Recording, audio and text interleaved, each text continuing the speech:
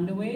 But I'll talk about another book which has been with me since I started writing, probably 15 years back.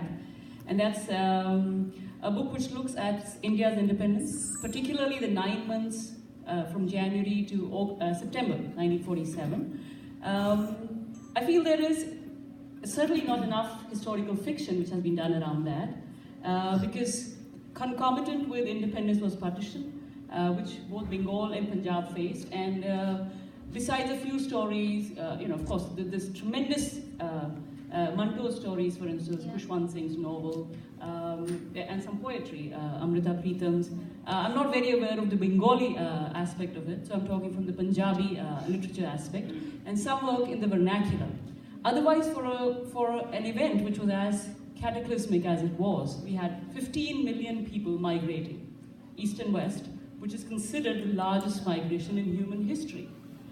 We had 1 million people who lost their lives, and to consider that there has not really been a reckoning with this in terms of literature, to the extent it needs to be, is something which has always perplexed me and has therefore also been my sort of driver, narrative driver. One stumbling block is that, as Vivek mentioned, the kind of absolutely gorgeous history, accessible history, narrative history that you can access in the West, for instance in the UK, in the US, we do not get that in India. It's very dry, it's very chronological. For instance, on 15th of August 1947, if I want to say, what time did Pandit Nehru wake up and what was he doing? How do I access that mind? There is very, very little.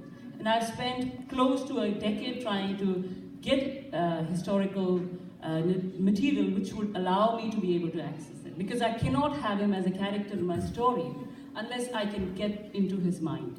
So that's the challenge, for instance, a writer of historical fiction faces. And that's a challenge I have